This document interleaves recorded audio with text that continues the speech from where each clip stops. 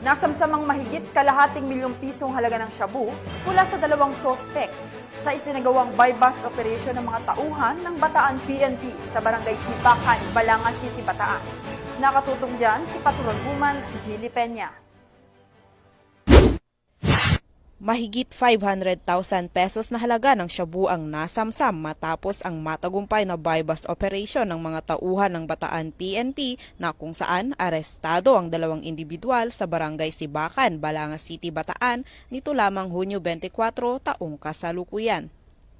Kinilala ni Police Colonel Marites A. Salvadora, Provincial Director ng Bataan Police Provincial Office, ang mga suspect na sina alias Rod, 57 taong gulang, may asawa, at alias Jose, 28 taong gulang, binata, kapwa residente ng nasabing barangay.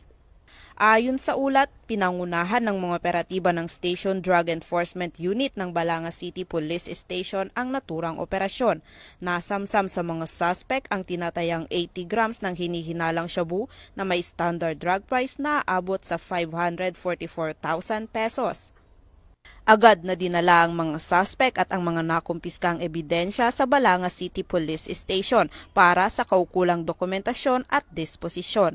Nakatakda namang isampa ang kaukulang kaso laban sa kanila sa paglabag sa RA 9165 o ang Comprehensive Dangerous Drugs Act of 2002.